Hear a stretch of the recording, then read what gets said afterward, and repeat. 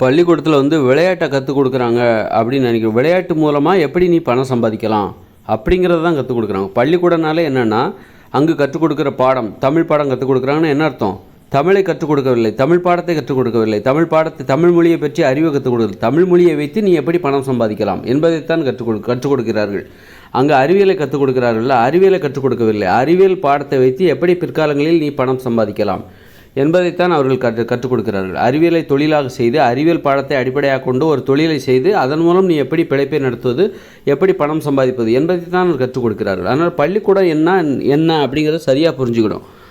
அது மாதிரி வந்து ஒரு இங்கிலீஷை கற்றுக் கொடுக்குறாங்க அப்படின்னா, அல்லது கணக்கை கற்றுக் கொடுக்குறாங்க. இங்கிலீஷை கற்றுக் கொடுக்கக்கூடாது, தாய்மொழியை தான் கற்றுக் கொடுக்கணும். அப்போ கணக்கை கற்றுக் கொடுக்குறாங்க அப்படின்னா கணக்கு கற்றுக் கொடுக்கல, கணக்கு மூலமாக நீ எப்படி பிற்காலங்களில் ஒரு தொழில் செய்து, கணக்கு பாடத்தை அடிப்படையாக கொண்டு ஒரு தொழில் செய்து நீ அடிப்படையான அறிவுங்கிறது, அடிப்படையான கல்வி என்பது வேறு.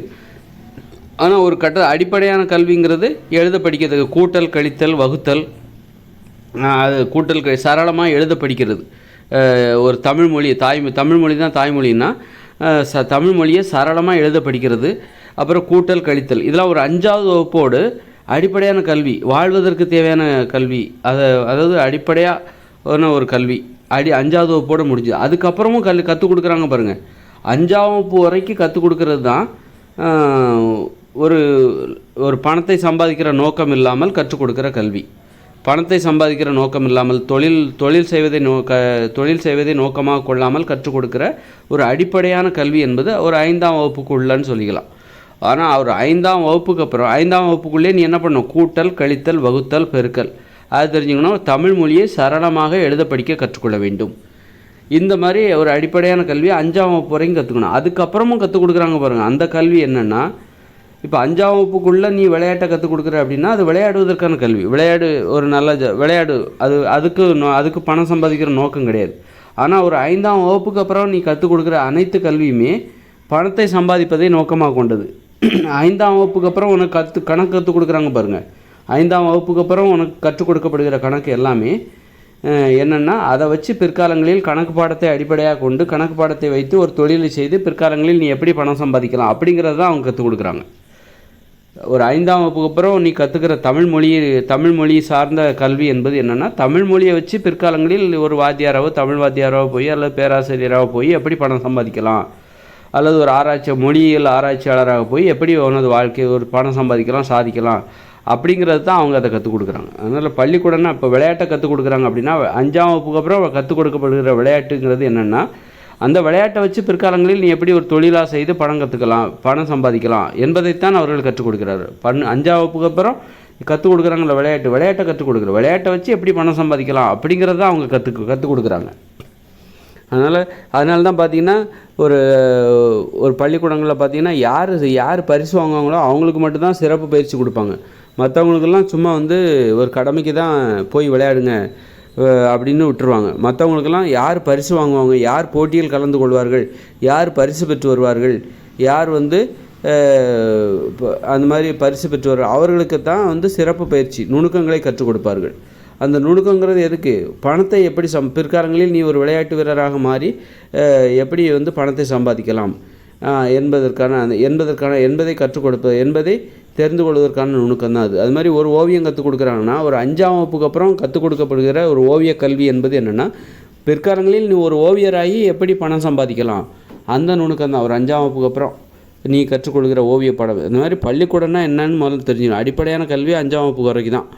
அதுக்கப்புறம் நீ கற்றுக்கிற அந்த கல்வி என்பது நீ ஒவ்வொரு பாடத்தில் வைத்து எப்படி பிற்காலங்களில் பணம் சம்பாதிக்கலாம், அதுக்கப்புறம் தான் நீ தெரிஞ்சுக்கணும். உனக்கு எந்த பாடம் பிடிக்கும் அந்த பாடத்தை பிற்காலங்களில் அதையே தனியாக தேர்வு செய்து அதை வச்சு எப்படி பணம் சம்பாதிக்கலாம். அதனால் பள்ளிக்கூடம்னா என்னென்னு முதல்ல நல்லா தெரிஞ்சுக்கணும். பணம் சம்பாதிப்பதற்கு, தொழில் செய்வதற்கு, பிற்காலத்தில் ஒரு தொழில் பண்ணி பணம் சம்பாதிக்க போகிறோம், அதற்கான ஆரம்பகட்ட பயிற்சி மையம் தான் பள்ளிக்கூடம். பள்ளிக்கூடமும் ஒரு ஆரம்பகட்ட தொழிற்பயிற்சி நிலையம்தான் அப்படிங்கிறத சரியாக புரிஞ்சுக்கணும். பள்ளிக்கூடம்னா என்னன்னு தெரியலை, அங்கே புத்தகம்லாம் படிக்கிறோம், அதன் மூலம் கற்கப்படுகிற அறிவு எதற்கு பயன்படுகிறதுன்னு தெரில, எதுக்காக படிக்கிறோம் தெரியாமலே சும்மா ஒரு மேம்போக்கான மிகையான பூசி முழுகிற மாதிரியான சும்மா அப்படி ஒரு கருத்தை வந்து மனசுக்குள்ளே சுமந்துக்கிட்டு போகிறது. அதனால் பள்ளிக்கூடம்னா என்ன, அது ஒரு ஆரம்பகட்ட தொழிற்பயிற்சி நிலையம்.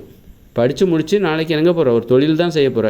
படிக்காமல் ஒரு தொழிலெலாம் பெரிய பெரிய தொழிலெலாம் செய்ய முடியாது. அதனால் படித்தா தான் அப்போ தான் சர்டிஃபிகேட், அதுக்கான சான்றிதழ் கொடுக்குறாங்க. அந்த சான்றிதழை வச்சு தான் மேற்கொண்டு நீ ஒரு தொழில் படிப்பை கற்றுக்க முடியும்.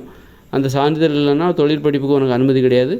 அதனால் அந்த சான்றிதழ் கொடுத்து தொழில் படிப்பு கற்று தொழிலை கற்றுக்கிட்டு நாளைக்கு ஒரு தொழிலை செய்ய போகிற. தொழிலை செய்வதற்கான ஆரம்பகட்ட பயிற்சி. அப்போது அந்த ஆரம்பகட்ட பயிற்சி தான் இந்த பள்ளிக்கூடம். அப்படின்னா அந்த பள்ளிக்கூடம் என்பது ஆரம்பகட்ட தொழிற்பயிற்சி நிலையம் என்பது தான் உண்மை. அதை சரியாக நம்ம புரிஞ்சுக்கணும். அப்போ இந்த பள்ளிக்கூடத்தில் கற்றுக் கொடுக்குற 5ஆம் வகுப்புக்கு அப்புறம் கற்றுக் கொடுக்கப்படுகிற அனைத்து கல்வியும் என்னென்னா உனக்கு பிற்காலங்களில் எப்படி நீ இந்த வாழ்க்கையில் போராடி நீ தொழில் செய்து நீ பணத்தை சம்பாதிக்கலாம், அதற்கான ஒரு பயிற்சியாகத்தான். அதே நீ உனக்கு எந்த பாடம் பிடிக்கும் அப்படிங்கிறத நீ தெரிஞ்சுக்கணும் முதல்ல. அதுக்கு ஒரு 10வது வரைக்கும் நீ அதன் மூலம் 10வது வரைக்கும் நீ படிக்கிற, அதில் உனக்கு எந்த பாடம் பிடிச்சிருக்கு, அப்புறம் அதில் நீ தனியாக போய் கற்றுக்கிற அப்படிங்கிறது இதோட நோக்கமாக இருக்கிறது. அதனால் படிக்கிற பசங்களுக்கு மாணாக்கர்களுக்கு நம்ம சம்பளம் கொடுக்கணும். சம்பளம் கொடுத்து தான் அவங்கள படிக்க வைக்கணும். படித்து அவங்க ஒரு ஆரம்பகட்ட தொழிற்பயிற்சி நிலையம்தான்.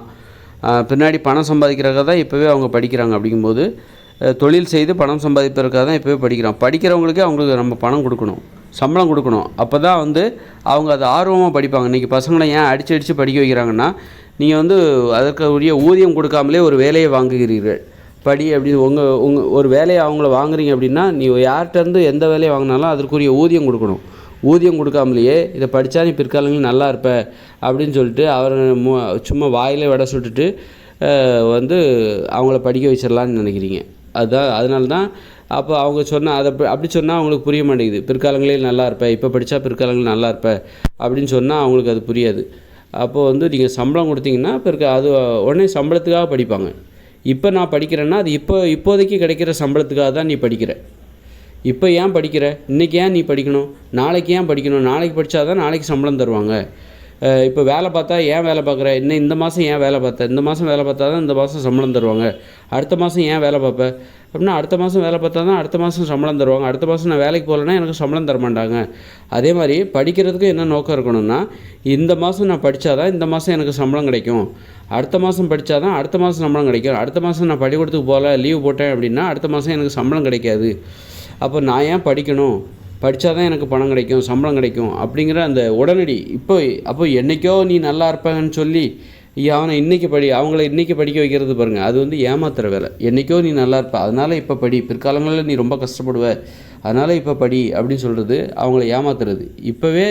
இப்போ படித்தா நீ இப்போவே நல்லா இருப்ப. அப்போ அதுக்கு அந்த நம்பிக்கை அவங்களுக்கு ஊட்டணும். அப்போது அவங்களுக்கு சம்பளம் கொடுக்கணும். சம்பளம் கொடுத்து படிக்க வைக்கும்போது இப்போ படித்தா இப்போவே நல்லா இருப்ப, இப்போ படிக்காமல் நீ பள்ளிக்கூடத்துக்கு வராமல் வெளியில் சுற்றிக்கிட்டு இருக்க, அல்லது பள்ளிக்கூடத்துக்கு வந்த பிறகும் சரியாக படிக்கலைன்னா உனக்கு சம்பளத்தை குறைச்சிருவாங்க. சம்பளம் தரக்கூட மாட்டாங்க. நீ ஒழுங்காக படிக்கலை, சரியாக மார்க் வாங்கலை, வேணும்னே சும்மா சுற்றிக்கிட்டு இருக்க அப்படின்னா உன் சம்பளம் மற்றவங்களுக்கு கொடுக்குற சம்பளத்தை மாதிரி உனக்கு கொடுக்க மாட்டாங்க. அதனால் உனக்கு குறைச்சிருவாங்க. ஏன் உனக்கு குறைச்சாங்க அப்படின்னா, நீ ஒழுங்காக படிக்கலை. உன் சம்பளத்தை வச்சு உன் சம்பளம் எவ்வளோ வாங்கினேன் இந்த மாதம், ரொம்ப கம்மியாக தான் வாங்கினேன், அப்போ ரொம்ப படிக்கலை. நீ நல்லா படித்தா நல்லா சம்பளம் வாங்க போகிற. இப்போ படித்தா இப்போவே உனக்கு பலன், நாளைக்கு படித்தா நாளைக்கு, அடுத்த மாதம் படித்தா அடுத்த மாதம் உனக்கு பலன் கிடைக்கும். அதனால் இன்றைக்கி படித்தா என்றைக்கோ உனக்கு நன்மை கிடைக்கும் அப்படிங்கிறது ஒரு ஏமாத்து வேலை. அந்த மாதிரி அறிவுரை சொல்வது மூளை செலவை.